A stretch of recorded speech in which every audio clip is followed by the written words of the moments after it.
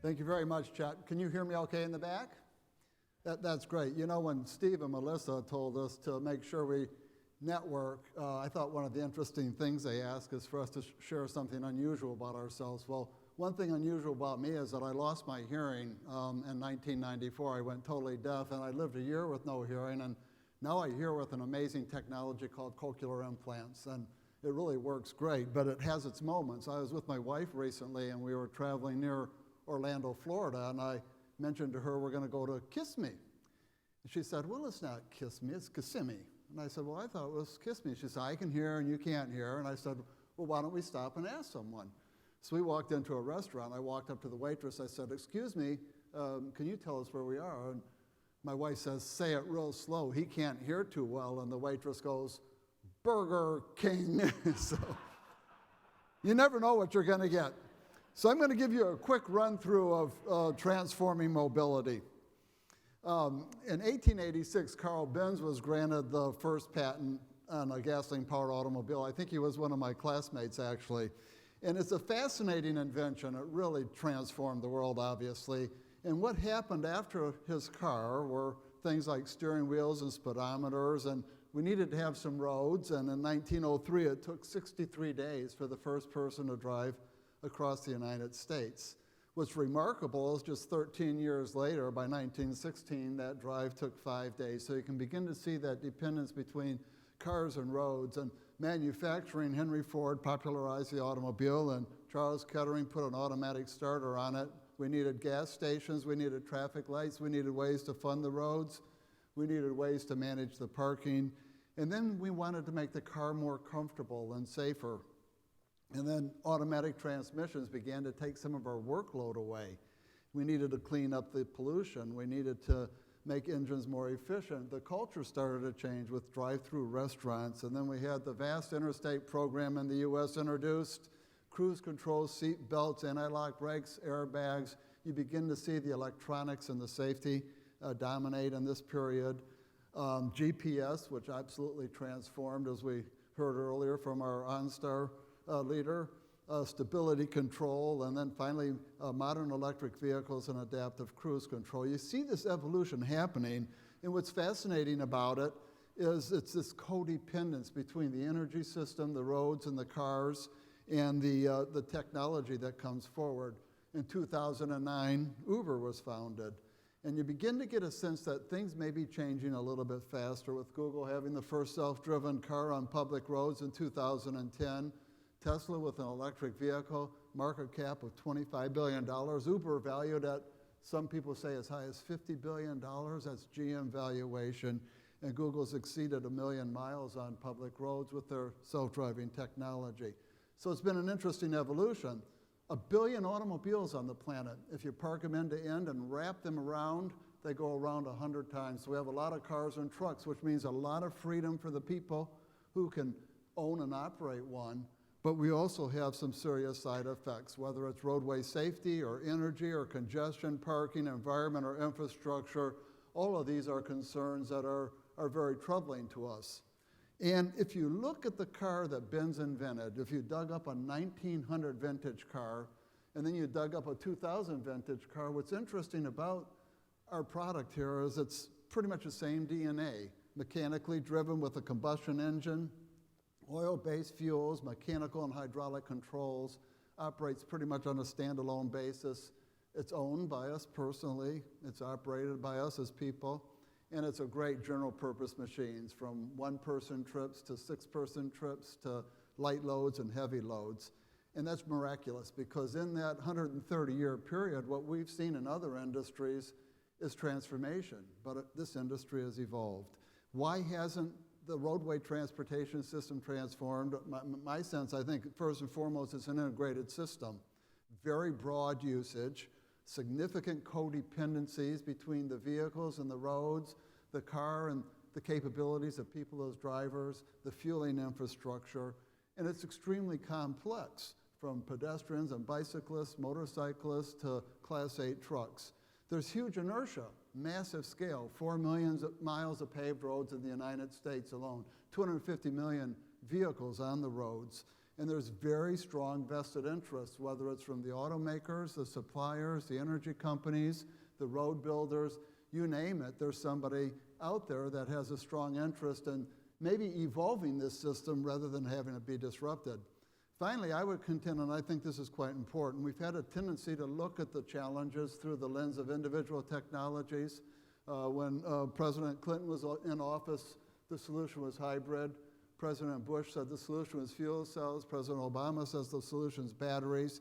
And we've tended to look at this challenge through individual sectors, the energy sector versus the transportation sector, for example. So the question I want to discuss today is, what's going to happen in the next 10 years? Are we going to see a continuation of this evolution, or will we see transformation? Now, I was joking about my wife earlier, but in fact, we have a great relationship, and I knew it was going to be great on our honeymoon. We went to the Grand Canyon, and we were riding these burros down into the canyon, and hers kind of stumbled, and she goes, "That's one." And then a little later on, it trips again, and she goes, "That's two." And then finally it stumbled, and she almost fell off. She goes, "That's three," and she gets off her burro and pushes it over the edge. And I said, "Geez, honey, I know he tripped, but aren't you overreacting?" And she said, "That's one." So I transformed that day, and it's helped me a lot. So what's happening in the auto industry? I think what we see now is a new automotive design DNA emerging. We had the historical DNA, and this new DNA gives us electrical drive with electric motors and diverse energy sources, electronic and digital controls. Our vehicles are connected and coordinated and shared, and yes, driverless. And very importantly, it gives us a chance to tailor the design of the vehicle to better match the kinds of trips people are making.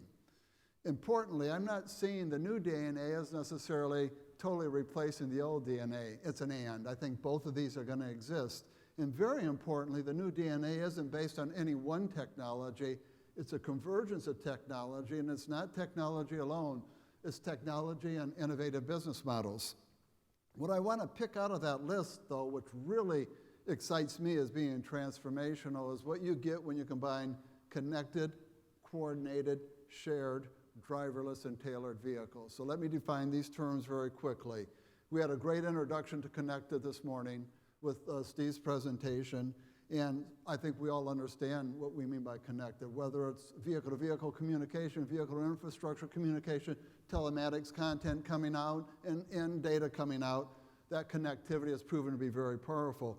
When you marry that up with GPS, suddenly we can coordinate. And that's really what Uber has done. It coordinates me. I'm here and I want to ride and I want to go there, and somebody out there who has a car that's available to come and get me and take me there. We're seeing coordination to better manage traffic flow, better manage parking, but it's a mature opportunity. You put connected and coordinated together, and the consumer benefits and business opportunities are enormous. I won't go through the whole list, but it goes from lower cost insurance to emergency response to real-time information on traffic and road conditions to less risk overall, and usage-based insurance, vehicle development opportunities, warranty cost reduction. We heard about that in the second presentation, road pricing, and shared vehicle mobility. So this is right now stuff, and it's maturing fast, and it's creating wealth for some people. It's disrupting others. What gets interesting even more is when you bring shared vehicles into the mix. Zipcar observed quite correctly that people spend $30,000 for a new car, but then they leave it parked 90 to 95% of the time. If that was a piece of manufacturing equipment, you kind of scratch your head and say, does that make sense? Does that capital utilization really work? And because we leave our cars parked, we tend to use a lot of land for parking, and parking then becomes a challenge. So they observed that if we could find a way for people to share their vehicles, it might be a better economic value and it might be more convenient, and I think they've proven themselves right.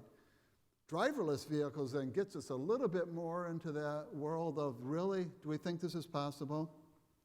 You know, a mother was reading her daughter a bedtime story recently, and the little girl said, "Mommy, do all fairy tales start with once upon a time?" She said, "No, most of them start with if I'm elected." So this I want to emphasize is not a fairy tale. As Chet mentioned in my introduction, after I left GM, while at GM, I was head of R&D, and we teamed with Carnegie Mellon University, and we won the DARPA Urban Challenge, which was a race for driverless cars in 2007. Sergey Brin and Larry Page were at that race in Victorville, California, and they hired several of these young engineers, not just from winning teams, but from teams that had a lot of good ideas, and gave them a budget to answer the question, no kidding, how hard is this challenge for real? Can a car really drive itself on public roads? And in 2010, Chris Urmson, who's leading that team, brought me into Google as an advisor. So I've been with this team for about 5 years now. So I have a chance to ride in their products quite regularly. And I can assure you it's not a fairy tale. It's extremely impressive what these cars can do. Let me just show you a quick video. I know some of you are familiar with this, but for leveling everybody up, just give you a sense of how this thing works. What we're seeing is first Google will map the route that you're taking, a three-dimensional map with a great deal of data. Then they have lasers, cameras, and radar on the car, and that's collecting data for different purposes, seeing at different distances. Then you take all that information and you're basically answering two questions over and over and over again instantaneously. How fast should the car go and which way should I steer it? That's what you do when you're driving. Now you might ask, why would Google get into this? Isn't that what they do for a living? Search. When you Google something, you're asking a question, and the speed at which they give you insight on that question is remarkable. So this ability to take large, massive amounts of data, and believe me, it's huge with the digital maps and everything you're getting from these sensors, put it together and then answer those two questions way better than a human being can. That's what this technology is all about. And what's fascinating is it's not just Google. And I don't mean to choose up sides here because I believe the word and is a much more important word than the word or, but it seems like the auto companies, the Daimlers, BMWs, Volvos, GMs, Fords, Delphis, Bosches, and Continental, have taken kind of one approach, which is, yeah, we like these self-driving features. We like this advanced safety technology. We're going to put it on our vehicles and evolve the role of the driver until eventually we've reached a point where we no longer need the driver. We'll take them out of the loop. Then you've got technology companies, Google in particular, but Uber, Tesla, maybe Apple, even companies like Local Motors, who are really doing things much more disruptively. Google had two fundamental decisions that they made. The first one was they believed they could get to totally autonomous vehicles without connected vehicles. They didn't want to wait for the entire car park to turn over before we could benefit. So they felt the combination of the digital maps and the sensors could get them there. They made a second decision based on data, that it's going to be easier to get to full level 4 autonomous, that's this term, than to keep the driver in the loop in level 3 and re-engage the driver when you needed the driver's attention. They equipped some of their cars, or employees drove them, and it was clear it's a very hard challenge when you've been sitting there 30 minutes not doing any driving, and suddenly the car says, Larry, wake up, I need your attention, I'm in a situation I can't handle.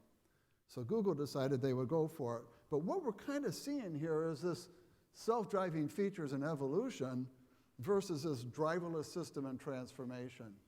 I think all of this is important. I'll emphasize it's an and, but it is interesting how the industry's sorting out.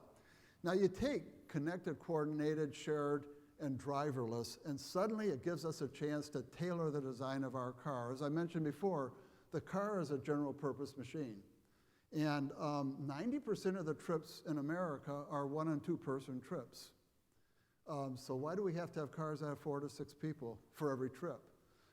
Cars in America average about 25 miles to 30 miles an hour moving around regularly. My wife works locally. Her car always comes in at about 25. I do more travel to airports and stuff.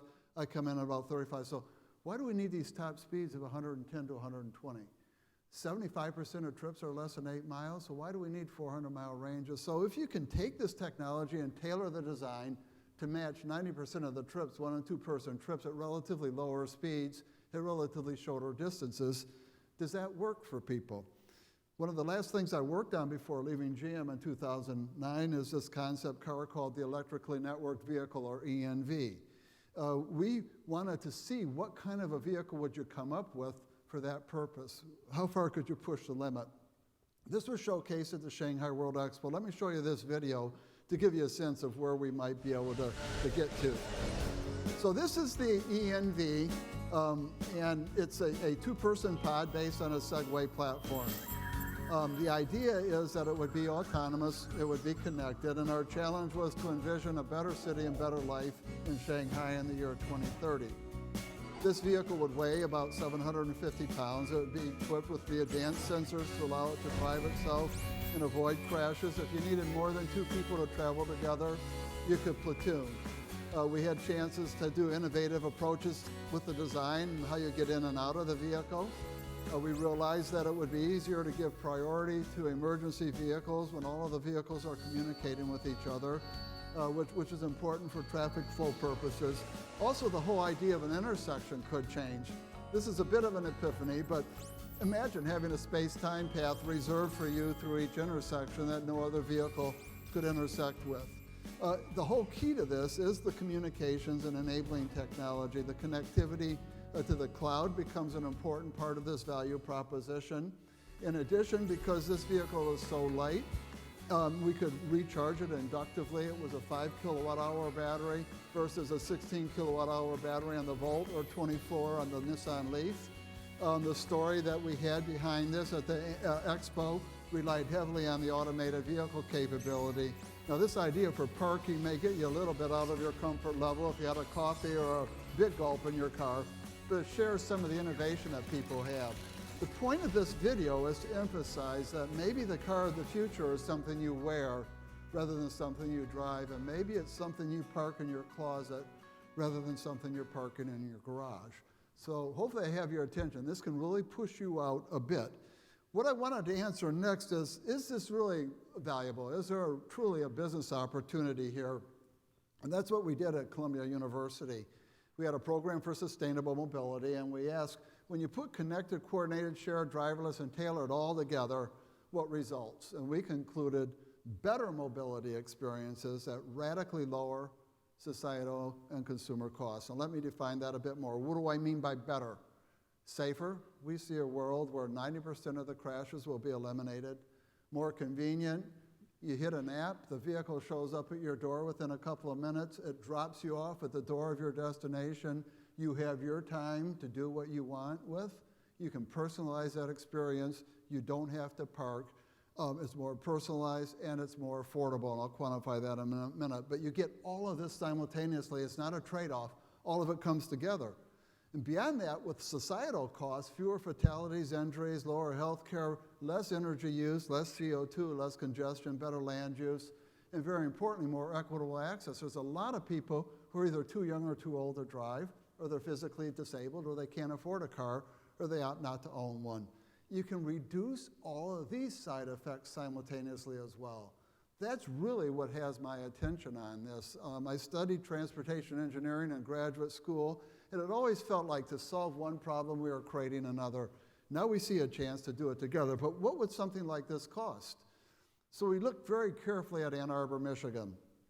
Ann Arbor has 285,000 people and 130 square miles, 200,000 personally owned vehicles in Ann Arbor, 120,000 of which kind of stay in that little pink area in that community every day. About 4 trips per vehicle per day, 8-mile trips, 16-minute trips, 30 miles an hour, 1.5 people on average in the vehicle, and they're parked 96% of the time. No wonder it's such a challenge for me to go from my office on the North Campus to main campus and try to find a place to park. It's a big challenge. So the question we ask is, what if instead we had a driverless shared fleet of vehicles? How many would we need to meet that same travel pattern? Everybody trips get satisfied at the same time they wanted to travel, and what would it cost? And we modeled it very carefully using mathematics and simulations. Turns out 18,000 driverless shared tailored vehicles could provide the same mobility that those 120,000 personally owned cars provided. It would reduce the out-of-pocket cost. That's finance, depreciation, insurance, fuel, and maintenance by 75% per mile. That 18,000 vehicles properly managed and deployed would always be to your door within 2 minutes when you requested a ride. Great spontaneity and responsiveness.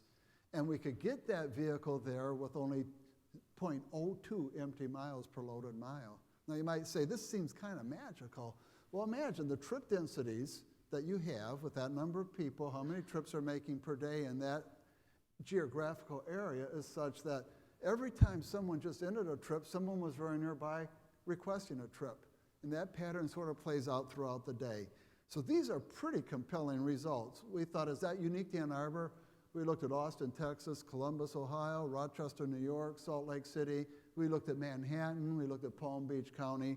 And over again, we saw similar results. In addition, we were able to eliminate the cost of parking, the inconvenience of parking, and the land use for parking. But these numbers don't include your value of time. Remember, as driverless, you get your time back. I became convinced when I was at GM that driving was a distraction. Why else would somebody send a text going 70 miles an hour in a 4,000-pound machine if they didn't think that was more important than driving safely? And I don't mean to be flippant about that, but that was a real opportunity. People do value their time. It's hard to get this exactly right, but what I know is if you're moving at 30 miles an hour and you make minimum wage, you should at least think your time might be worth 25 cents a mile. If you make median wage of $25 an hour, maybe it's 83 cents a mile. Geez, if you're fortunate enough to make $50 an hour in the 90th percentile, that's $1.67. So that time value is really important to people. And when we put all this together, the out-of-pocket costs, finance, depreciation, maintenance, fuel, all of that, the parking cost, and the time cost, you're in this $1 to $1.60 range, depending on whether you're at minimum wage or median income. And cost is important. There was this young engineer. He came home with his wife. They brought their baby home, the very first baby they had, and they brought it into the nursery and for the first night. And he was in the nursery standing over the crib looking down, and the lights were dim, and she was in the hallway looking at him. And finally, she just thought that was such a touching moment, went up behind him and hugged him and said, "A penny for your thoughts." And he goes, "This is the most amazing thing. How can they make this crib for $85.95? So anyhow, cost is important. We do all this analysis. We tailor the fleet for 90% of the trips in Ann Arbor. We put all this together, do it for other cities. I've come away convinced that $1.60 can go down to 25 cents. So you might ask, why is Google, Apple, Uber, Tesla, why are these companies interested in coming into the automotive segment? Because $2 to $4 trillion per year could be disrupted. It's a real opportunity, and if today we're paying $1.60, what are the chances of making 10 cents, 15 cents, 20 cents a mile if you can deliver that other solution? What we're seeing in addition to this cost reduction opportunity is business model innovation, so it's not just technology. GM develops and sells vehicles to dealers. ExxonMobil explores for oil and sells gasoline through retail gasoline stations. Allstate insures your car and yourself. The new business model seems to be people who want to sell miles, trips, and experiences. And why is that important? If you can make a penny a mile off of the 3 trillion miles that are driven in the United States each year, you're going to make $30 billion. That's Apple and ExxonMobil kind of profit. You're going to say, "Larry, I can't get 100% market share with what you're talking about." Okay, I'll take a 10% market share at 10 cents a mile off of that $1.60 base. That's $30 billion a year also. An enormous opportunity if you're a leader on this disruption. Now, it doesn't stop there. It's not just about moving people, it's about moving goods. If you combine efficiency, connected, coordinated, driverless, and tailored for trucks, you have a chance to have better logistics services at lower operating and societal costs. Look at what Mercedes is saying about their future truck 2025. Autonomous driving will revolutionize road freight transport, reduce the number of truck crashes, create major benefits for everyone involved, change the role of drivers in the future, and make truck driving a more attractive profession. Very, very interesting, exciting set of concepts. So I did some farmer's math on this. I said, okay, you eliminate the driver, you do some platooning, you get some aerodynamics, you increase the utilization of the truck because the truck's used is somewhat constrained by the driver's hours. I came away with the conclusion that you can reduce the cost per mile of a big truck by 40%. Even beyond that, because drivers are constrained to drive about 10, 11 hours a day, You could take this out to 22 hours a day and probably increase the radius of your driving distance each day by a factor of 2, which gives you a factor of 4 increase in the service area that you can cover in a day. Why is that important? Because of e-commerce. Everybody seems to want to have something delivered fast. And so I think the trucking industry has an enormous opportunity here. You know, when Amazon did their 60 Minutes and they talked about 30-minute delivery with drones, it wasn't the drone that fascinated me. It was the fact that Amazon thinks 30 minutes is important. And so this opportunity to really get at this cost associated with logistics is keen. I was driving down to Akron, Ohio last weekend. On the back of a truck that I followed, it says, "We pay 50 cents a mile." And there's a truck driver shortage. So I think this could play out in goods movement before it does in people movement. So what do you think? Are we going to have an evolution or a transformation? These questions are important. You know, I asked my wife an interesting question the other night. If anything happens to me, are you going to get remarried? I don't know why I asked that. Just I was in that mood, I guess. And she said, "I couldn't do that. I care for you too much." And I said, "Well, I'd be gone. You're still young." She says, "Okay, I'll think about it." And I said, "If you get remarried, are you going to let this guy have my car? I have a Cadillac XLR, a beautiful convertible." She said, "I couldn't do that. That's your pride and joy." And I said, "I'd be gone. It'd be in the garage. Just makes sense." She says, "Okay, I'll think about it." I said, "What about my golf clubs?" She goes, "Oh, no, he's left-handed." So be careful what you ask. So I'm going to try to help you answer this question. I see 4 possible futures. Strategists always have to have 4 boxes. I think the really big questions are, will the driver stay in the loop? Or will the car really be totally driverless? And will you personally own your car? Or will you use shared vehicles? So this vehicle control, vehicle use, I think is a very nice way to think about this. And when you look at it this way, 4 futures emerge. Oops. Let's see what I did here. Santa just invaded me. 4 futures emerge. And, okay, there we go. The current automobile is the lower left, and that's with the driver and personally owned, all the way up to a new mobility age for the shared driverless vehicle. Notice also with the driverless personally owned vehicle, I kind of see a whole new automotive age, a very exciting age. Let me talk about that just a little bit. Some people think we're going to have fewer cars because of what I'm talking about.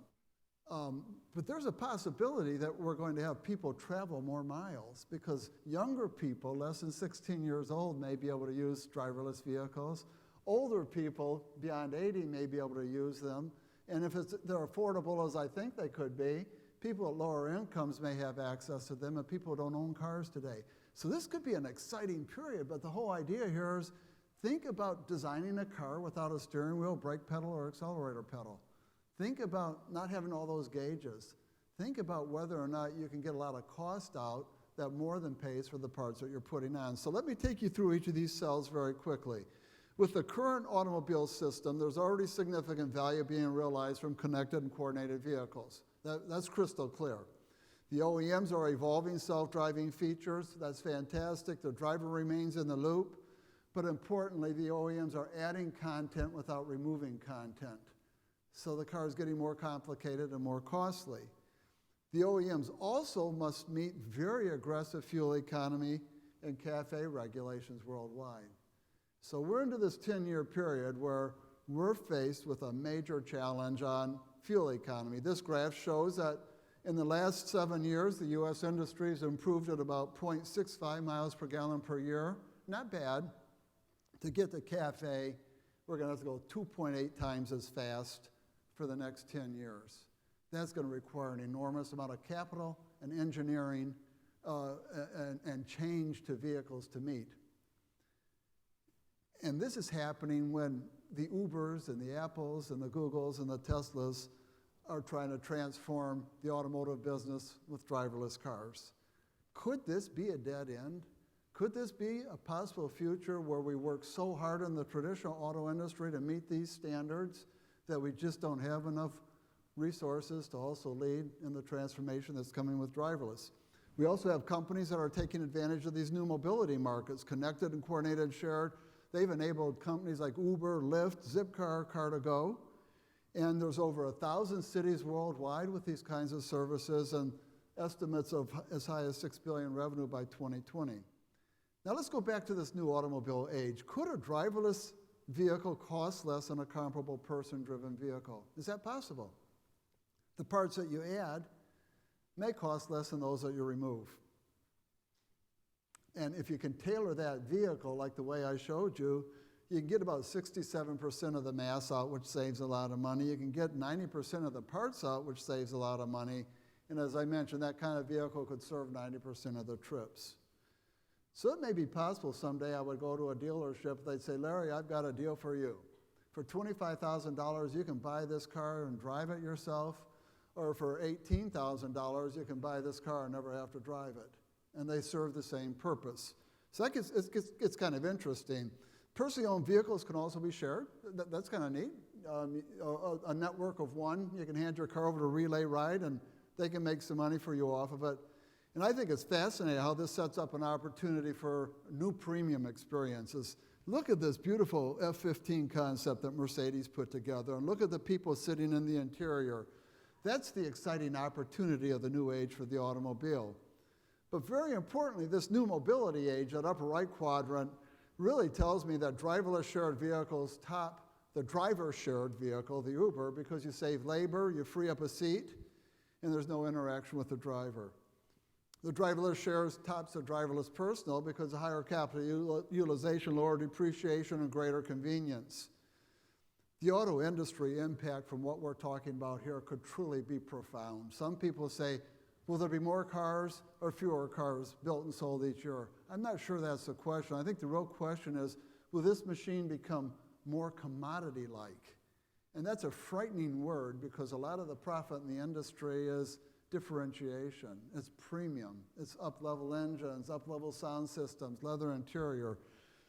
So we're in for a challenge. So what do I think about these four cells? I think it's all of the above. I think all of these are going to be playing out in a very, very fascinating race. The key questions are who, how, and when. We're going to see an all-new mobility ecosystem emerge. You can't read all of this, but it's the customers, the service providers, the suppliers, and the system enablers. We're going to see several possible futures emerging simultaneously. We're going to have the incumbents going at it with the disruptors. We're going to have those with vested interests going at it with those who really see a big chance to win. And you know what? There's not a thing we can do about that. That's how the economy works. Some of this stuff is going to happen sooner. Connected vehicles are here. Self-driving features are coming. Significant hybrid share. Smart parking systems. Improved safety, obviously. And some will come a little later. The Internet of Things, driverless shared fleets, tailored vehicles, significantly less parking, and 90% fewer crashes. So, are we going to evolve or transform? I'm copping out on you. I think we're going to have faster evolution and likely transformation. I don't think it's an or, I think it's an and. There's huge opportunities here. There's going to be big winners. We're seeing them emerge already. There's going to be a lot of losers. So let me wrap up in closing. Are driverless vehicles real? If so, when, and does it matter? This is fascinating. If you go and you dig up quotes from famous people on this subject, you get different perspectives. Warren Buffett, aren't coming soon. He put it out at 2030. Elon Musk, a solved problem in a few years. Who are you to believe? These are two phenomenally successful people at different ends of the spectrum. And Buffett owns an insurance company. Peter Mertens, Volvo, very, very long-term vision. Mark Fields within 5 years. John Lochner, GM, into the future a good distance. Sergey Brin by 2018. The Insurance Institute, 15 to 20 years away. Carlos Ghosn by 2020. Dieter Zetsche, 2025, kind of on the fence, but he sees maybe we won't have a steering wheel. Wow. What's my perspective? I think driverless cars are real, absolutely. I ride in them regularly. I've been involved with this technology since about 2000, and I even had the team I led at GM put roadmaps together back in 2005 on when this could happen, and you know what they told me in 2005? 2015. So it's kind of interesting. Enormous progress is being made. Every mile Google accumulates, they learn something. When they encounter a situation that they'd never encountered before, they're capturing massive amounts of data from the lasers, the camera, the radar, what the processor is capable of doing, the mapping system that they have. They take it back to their lab. They've got the best robotics and software people in the world writing new algorithms. Then they test them with millions of miles of simulation, and then they put it into their beta version. This is a learning process. Yes, other companies can do that. They can accumulate miles and discover things, but it's the learning how to write algorithms in concert with those sensors, in concert with the mapping capability that's really at the heart of this. So I think it's real. I agree with Sergey and Larry when they've publicly stated 2018 they'll be ready, and the consumer and business opportunities are compelling. So what about safety and risk? Connected and autonomous vehicles, in my opinion, offer a promising cure to the roadway safety epidemic. Over 90% fewer crashes, and to get there is not risk-free.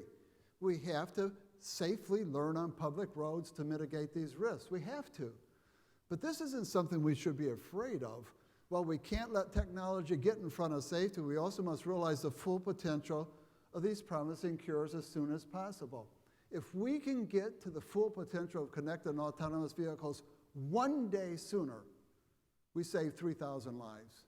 1.2 million people dying on roadways worldwide is epidemic. We can get rid of 90% of those, divide that remaining number by the 90% crashes saved by 365 days, we save 3,000 lives a day. So what's the signal in all this noise? I think as leaders we have a responsibility to proactively accelerate connected and autonomous vehicles. That's the side of the debate I've come down on. We must work together to safely go faster. Get in front of the inevitable, think big, start small, learn fast.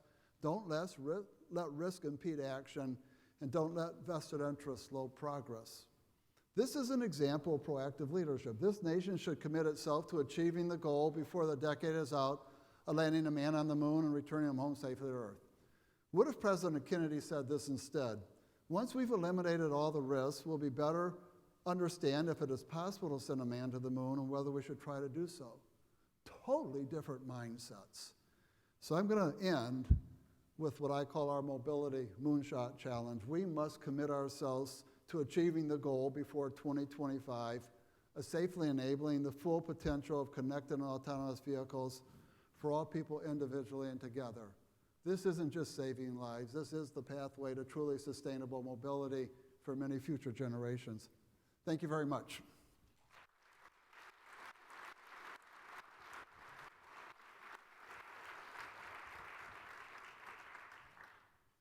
Do we have time for questions, Chet? Yeah. If you have questions, Chet might help me if I don't hear it quite perfectly, but please.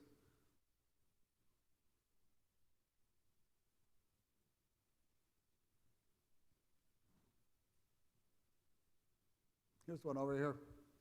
Oh, hold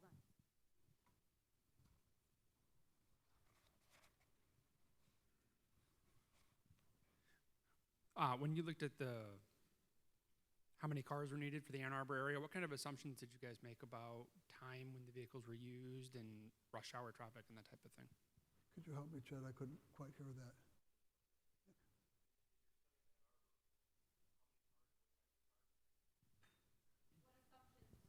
About rush hour and peak vehicle usage times. What assumptions were made on peak vehicle usage? I can barely hear him. Rush hour and peak vehicle usage times. How'd you get to that 18,000? The usage time on vehicles. For any one particular vehicle, what were the assumptions made behind how much a vehicle was? How did they deal with rush hour and times Rush hour? peak? For the Ann Arbor study, what we did is there was a 2009 household travel survey done across many cities in the United States, and it was done for Ann Arbor included, as well as all the other cities that we mentioned. So the travel pattern that we were replicating for Ann Arbor is what was captured in that database. So the trip rates and the speeds and other things. And our simulation then says we're going to satisfy the same demand pattern as exists today. And that convinced us that we could do with 18,000 vehicles what 120,000 vehicles are being used today. It was kind of interesting. If you look at the peaking pattern throughout the day and you ask yourself, what percent of those 120,000 vehicles are on the road at any point in time? The maximum busy period was 13%. during the rush hour. So I'm putting it at 15%, I'm buffering that a little bit. But it's a fascinating insight. Even during rush hour, 87% of these cars are parked. Other questions? Over here.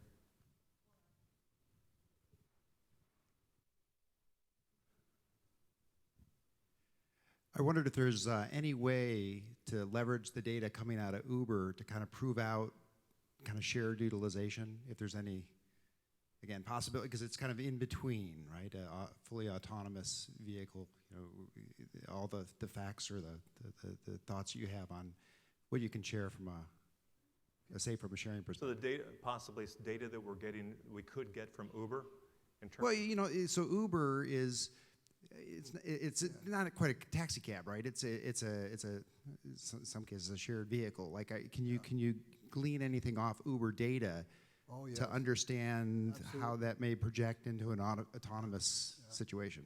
Yeah, absolutely. I mean, Uber's done a phenomenal job of launching a business, but what they have, very much like the first presentation with OnStar, are the insights they're getting from the data that they're collecting. So you can imagine, and I don't have an inside track on what Uber is doing with their technology collaboration with Carnegie Mellon, but my instincts tell me that they can put equipment on a lot of Uber driver cars and really begin to collect the kind of data on how things are actually happening on real roadways, and also the travel patterns, consumption patterns, and other things. It was real fascinating when you look at the results in San Francisco for Uber and you try to explain what you can get from their public numbers, you realize that a whole lot of the business are people not driving their own cars, not just displacing the taxi service, it's displacing the vehicle automobile usage. So one scenario that you could see play out here is that these shared systems get good enough such that I no longer need the second and third car in my household. And you ask yourself, what does that mean for residual values and for used cars? And what does that mean then for new car prices? So I'm not trying to do doomsday for the auto industry, because I think this new age of the automobile, and I know how hard it is to be in the auto industry, but you can see scenarios where things just sort of, the planets get aligned and you hit a tipping point and Wall Street reacts in a certain way. So my advice is you've got to get out in front of the inevitable here. Don't get caught without the fundamental knowledge and know-how to participate in these futures. I think that's what's absolutely key. Any more questions? Okay, I think we need to cut it off there. Great, Thank you very much. Fantastic. Thank you very much. Thank you.